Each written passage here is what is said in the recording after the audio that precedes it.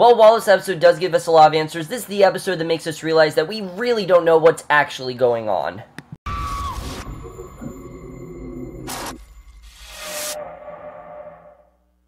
Hey guys, can't remember American Horror Story Roanoke, episode 3, and I was definitely looking forward to this episode. As you guys know, I've really been on board with this season. I really have liked what they've been doing this season, and especially, you know, the last week's episode I thought was a very good direction for the show. I really liked where they were headed. This episode, I thought by far was the best we've gotten of this show. I mean, not of the show, but of this season.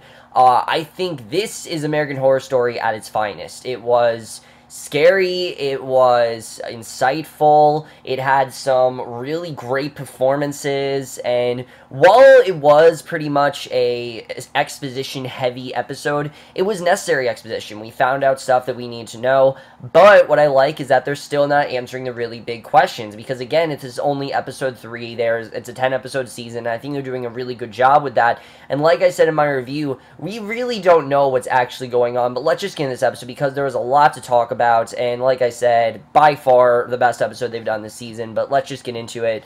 So we started off right where last week left off. The police have arrived. Flora is still missing. They found her jacket at the top of the tree.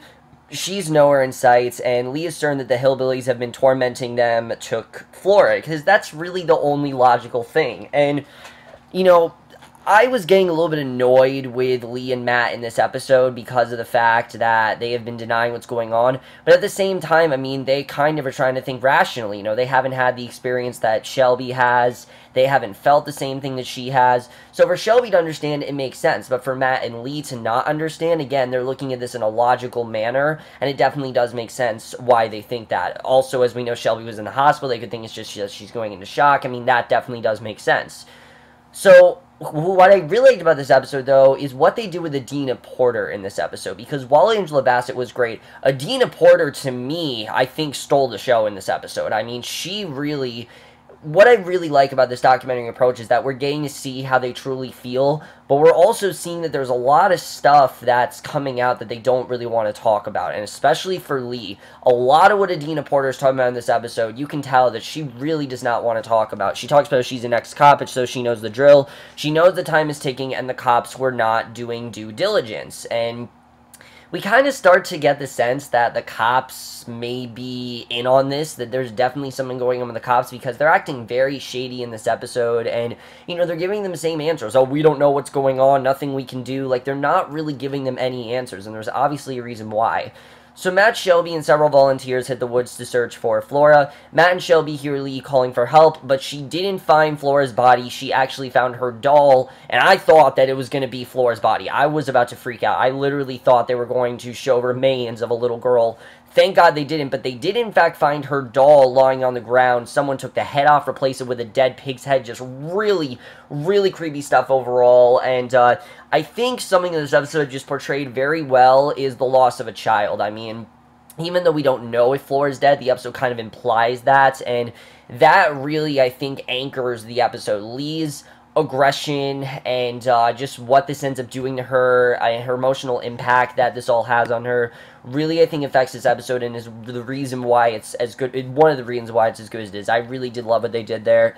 But this is where they know that definitely something is going on. I mean, obviously, there's this dead pig's head, and Matt, Shelby, and Lee then find this abandoned farmhouse near the doll. They head inside to see if Flora could have gone there, because they haven't seen this before, and the house is completely empty and disgusting, but they hear a noise coming from the barn, and there were so many great, like, little things just in this barn, such as the pigs around, or the smell that Shelby saw, just the eeriness of it all. They did a very good job with making it very subtle. Like I said, the season in general is very subtle, and I think it's working very well.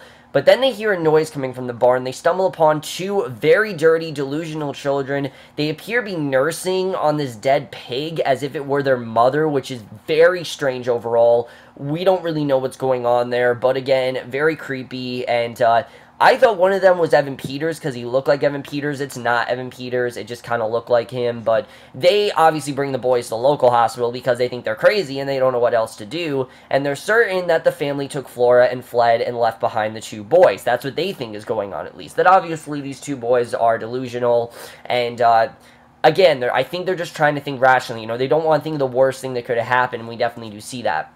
So a social worker tried to talk to the boys to get answers, but they were suffering from malnutrition and apparent mental disabilities and could barely speak. And I'm going to tell you that right now, there is a lot, you know, it's definitely a lot more than that. I mean, it's definitely not just a mental disability. They are somehow connected to the larger part of the story. I don't know how, but definitely something's going on there. And they could barely speak, you know, they're kind of talking in gibberish, and I thought it was a very well done scene. I really did like that overall, and again, really added to just the eeriness of this episode.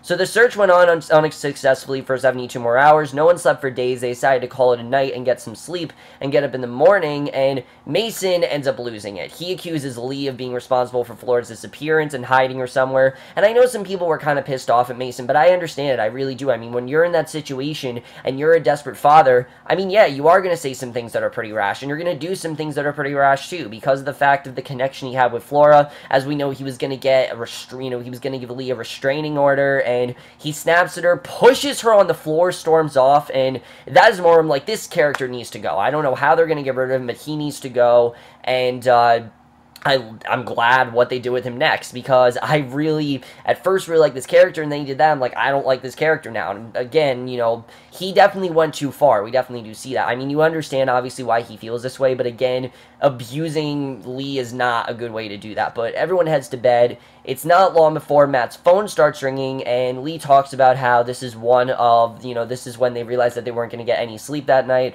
which this episode in general takes place almost entirely in one night, and American Horror Story always does so well in episodes like that. I mean, I remember all the way, I go all the way back to Season 1, Halloween Part 2, one of the best episodes the show has done, such a thrilling hour of TV, and this episode definitely reminded me a little bit of that. Not as thrilling and crazy, but definitely just as much going on, just as much chaos, and the cops were calling because they found a body.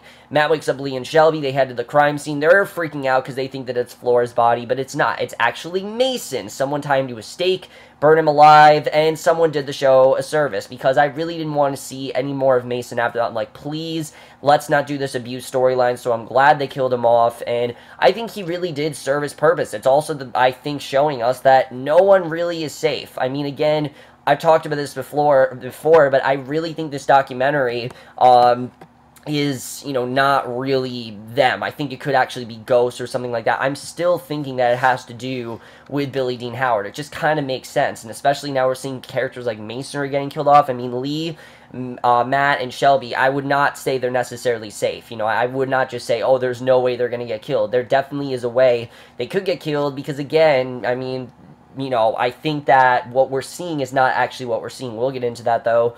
But the next day, Matt and Shelby then look at the security footage, and something very interesting about this scene, I don't know if anyone picked up on this, but if you look in the corner of the screen, it says that it's obviously, I guess it was September or something like that, but it says it's 2014, apparently. So that alone definitely makes me think that these characters are not alive. I really do feel like these characters are, in fact, dead, or something happened, because why would we be seeing something that happened in 2014? There's obviously a reason why. I don't, and, you know, I've said this before, everything in American Horror Story is intentional. Ryan Murphy's one of those people who he likes to throw in all kinds of clues and things like that. I don't think that that wasn't just an unintentional thing. I think that's definitely intentional. There's definitely some sort of larger, you know, some larger substance to that. I just can't think of what it is yet. But again, I thought it was a very astute choice, and that really did add to the subtleness of this episode, which again, I thought was very well done. And this really is the episode where we start to realize that something's just not right with this narrative, and I like that overall. If you guys are confused, you're supposed to be, and I think they're doing a pretty good job with that.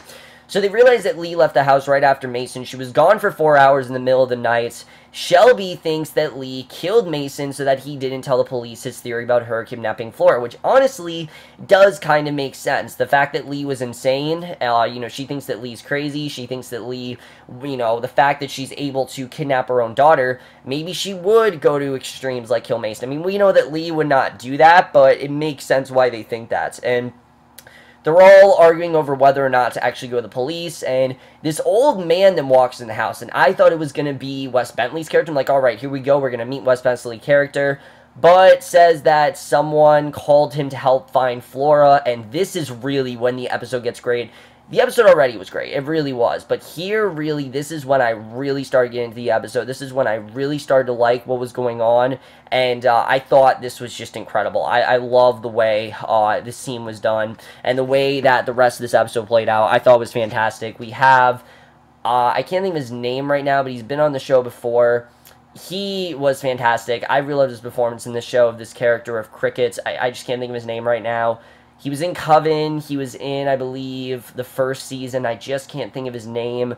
But he was very good in this episode. Definitely really like what he did. And like I said, I think this is really what sets up, the rest of this episode really is, the rest of this. And it's just very interesting to see.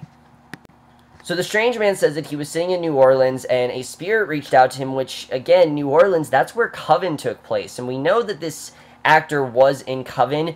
I'm not saying it's the same character, but I just kind of found that interesting that he's from New Orleans, and apparently his name is Cricket, and he can talk to dead people, and Shelby looks him up on the internet, learns that he is actually legit. She feels that it's not, she knows that it's actually true, and he has worked with the FBI in the past to help find missing children. So this guy actually does know his shit. He knows what he's talking about, and Lee is skeptical until he points out the closet that Lee found Flora playing in the day before. He tells her very quickly that Flora is not dead. She wasn't taken by the living. She was taken by a ghost named Priscilla. If you remember, that was her imaginary friend, and basically tells her that Priscilla is very real. Apparently Priscilla was a girl that was around in the 1500s and somehow has come back to communicate with Flora. Again, we don't really know what's going on there, but Cricket then holds this vigil in the living room to try and summon Priscilla, and instead, he ends up summoning an old female ghost named the Butcher, and this character is what I've been looking forward to,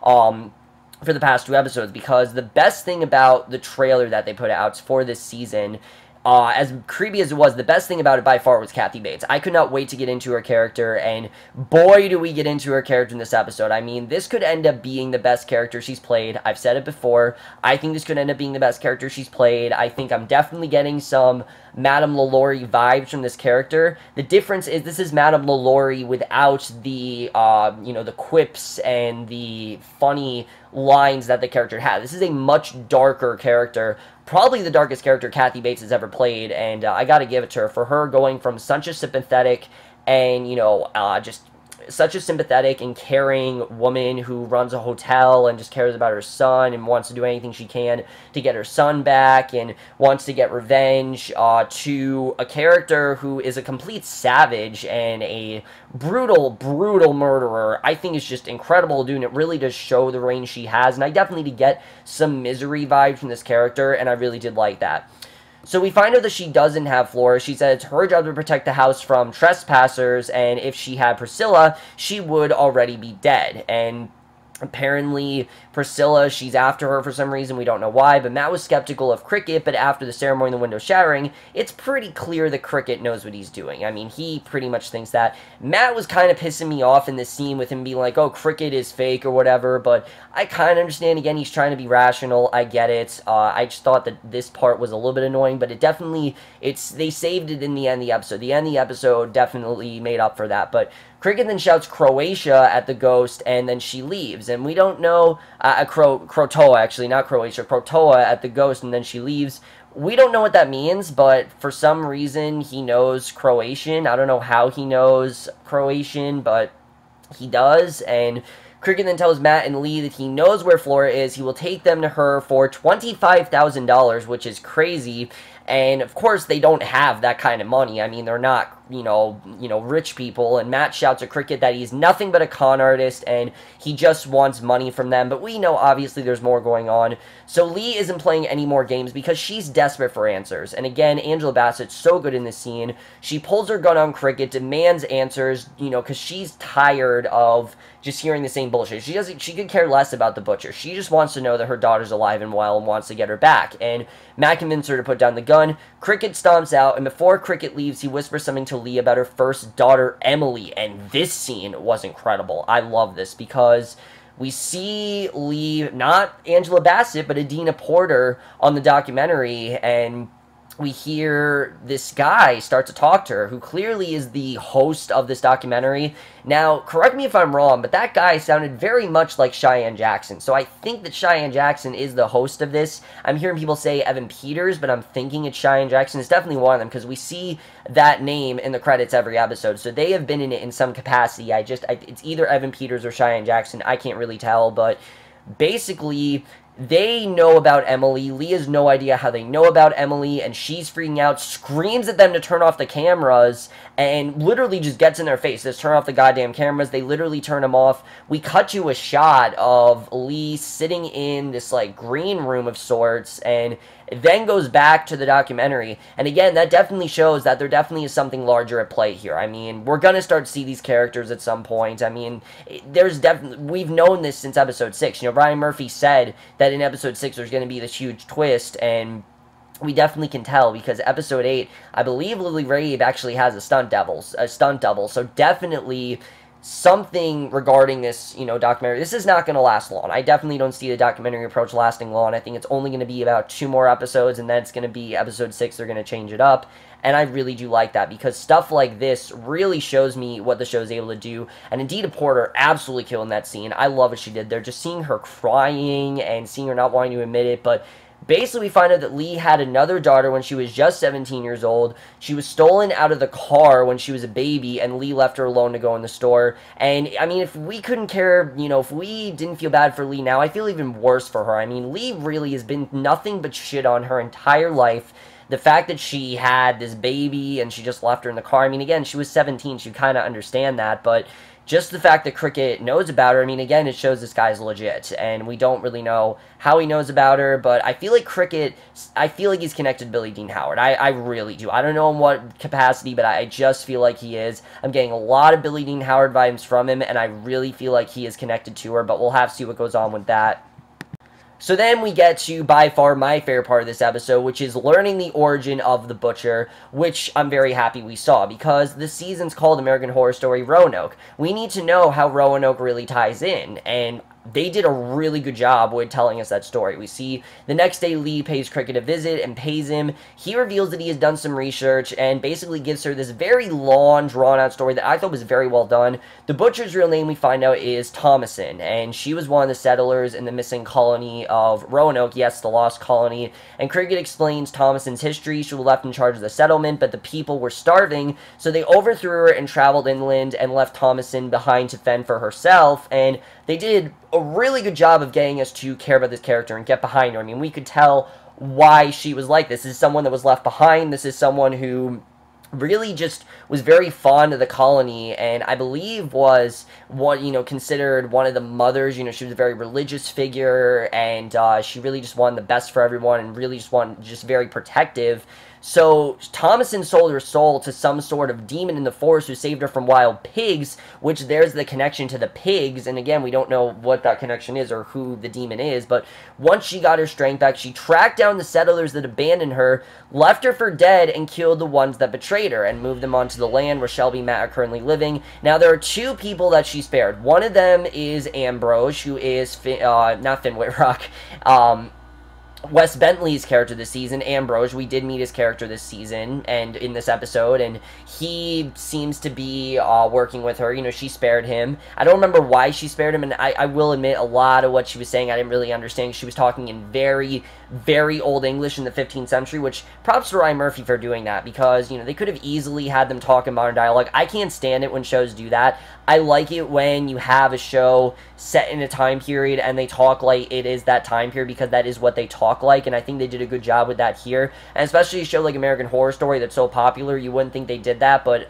I thought it actually worked very well. They were talking in, you know, like 15th century English. A lot of it I didn't understand because it was very big words, but and a lot of it didn't really make a lot of sense, but I definitely did get that story. The other one, though, is Lady Gaga. That character that we've been seeing in the show is in fact Lady Gaga. She is Kathy Bates' assistant, and that's all we know about her, but I think that's enough.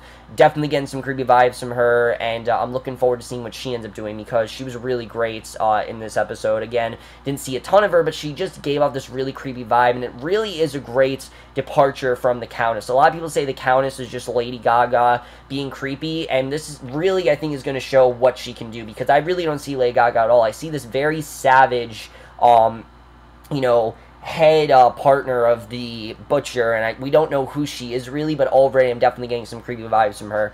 So I really like that scene overall, and again, it really connected things very well. Now we know what the pig is all about, we know what the Butcher's all about, we know why she is so, you know, protective of this colony, and really how she basically has been forced to fend for herself. You know, everyone left her, and you know, she hasn't been able to, you know, she now is so fixated on protecting the colony, and really, I think, is setting up the Butcher very well. I can't wait to see the way she's going to play into this season. But that night, Cricket heads down to the woods with Matt, Shelby, and Lee. Cricket summons the Butcher, makes a deal with her. Matt agrees to burn down the house and leave if the Butcher gets them back floor, which is a crazy idea, but it's kind of what they have to do. So we get this sense, and that definitely tells me that the documentary aspect is not going to last long, because I feel like they're going to get back floor quickly. And of course, Shelby freaks out. She can't believe that Matt is actually agreeing to burn down their house, which it's absurd. It really is. And in the midst of everything, Matt ends up disappearing, and we see André Holland, you know, not Cuba Gooding Jr., but André Holland talks about how he doesn't remember at all what happened that night, and this is very, very strange. Shelby finds him in the woods having sex with, you know, she doesn't know where he is, but he's in the woods, he's naked, and he's having sex with Lady Gaga's character, and it's not obviously an actual woman, and that's very much like the first season of American Horror Story, but at the same time, he doesn't remember any of this. You know, he's blacking out, and I think that's something that American Horror Story didn't do. That season, those two already had a lot of problems, but this season, up to this point, Matt and Shelby haven't had many marital problems, and now that they're setting this up, I think it's going to be interesting to see where this goes. It's the same when the Butcher met in the woods thousands of years ago, and again, we don't really know what's going on there, but obviously Shelby is completely outraged. Matt and Lee then return to the house. Shelby's there waiting for them. The police arrive, arrest Lee, and apparently Shelby called the cops on her and reported her because she doesn't trust Lee at all right now. You know, she feels that Lee is definitely the one behind all this, which again is kind of crazy, but I guess I understand that. I mean, again, Lee, I don't know if she, you know, really feels that Lee's the one behind this, or if she's just really trying to apprehend her, and she really wants her gone, but basically she ends up going to Matt, tells him straight out she has no idea why he did what he did, says that, you know, she's decided to go on her own, and he has no idea what she's talking about, and that is the way the episode ends overall. A lot of confusion, but let's get into this episode overall so I can talk about really what I liked and what I think it's setting up for the coming episodes.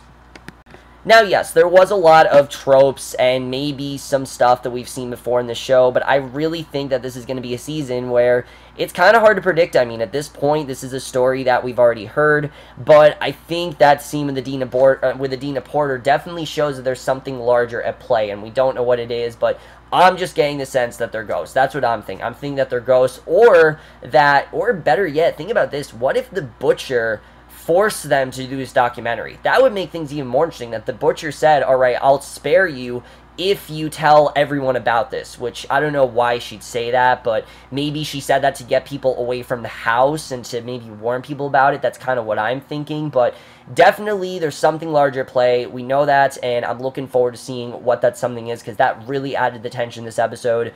Now, Matt, why exactly did the Butcher make Matt have sex with Lady Gaga's character? How did that all come about? What did this encounter go down like? And what is the Butcher's real plan here? I mean, I'm down the house, but I feel like the Butcher is going to get her own way, and she's going to make sure that what she wants gets done, and I don't really know what that is right now, but again, I'm looking forward to seeing what the Butcher's agenda really is, because I think that definitely is very interesting.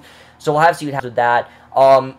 But we definitely got the sense that they don't have much control over what they say in the documentaries, because the host said that they have access to all their public records, they have access to all their public information, and it's all kind of coming back to haunt them. And again, I don't really know what's going on there, but I think that overall is very interesting. Who is Lady Gaga's character? You know, how did the Butcher meet with her? Are we going to find out more about that? I'm sure we will, but that's going to be very interesting. And I'm looking forward to seeing Ambrose as well, what role he's going to play, because he is a main character. They did say Wes Bentley is a main character, so I'm looking forward to seeing what he does. Cricket, again, I feel like he definitely has some sort of, I don't know what connection, but I feel like he definitely has some sort of connection. Like I said, I think he has some sort of connection to, you know, Billy Dean Howard. I think definitely the two characters are very similar, and I feel like that's on purpose. Definitely, I think that he has some sort of connection, but we'll have to see what's going on with that. What is Shelby's real plan arresting Lee? Does she really want Lee to get arrested, or is it just that she's arresting Lee to prove a point? I don't really know what's going on there. I think that's going to be very interesting. And I do get her theory about Mason. I understand, you know, Lee was a very grief-stricken woman. Are they going to be able to get Flora back? I mean, we don't even know if the Butcher's telling the truth. I think Cricket, you know, he knows what's going on, but I feel like the cops are in on this, definitely. I don't trust the cops at all. I definitely will say that. The cops definitely are seeming very sketchy and really seem like they are in on this. And what's the connection with the dead pig's head as well? What's that all about? Why exactly, you know, what's really going on with the pigs? Why is that such a big part of the colony? We don't really know. But again, what they did a very good job in this episode is answering some of the larger questions at hand, such as, you know, who is the Butcher? Really, what's been going on? Who has lived there before them? You know, what's up with the pigs? Things like that. That's stuff that we do know. It's the larger questions that they didn't really answer, and that's fine. It's only episode 3. I don't need these answers yet. I think they're doing a pretty good job with stretching this out, and again, keeping those answers, you know, keeping those questions as questions, and by episode 6, we should know what's going on, which I think that definitely that's what's going to happen. At least I'm thinking that. That's what Ryan Murphy said. Maybe he's tricking us, but we'll see. Either way, guys, let me know what you guys thought of this episode. I absolutely love this episode. Like I said, by far best episode of the season. I think this definitely is American Horror Story at its finest. Very scary, very eerie, and just very interesting overall. And I really am liking where the season is going. Let me know what you guys thought of this episode. Love your thoughts on it. We'll see you guys in my next one, which will be for Empire, and I will see you guys for that. Okay, bye.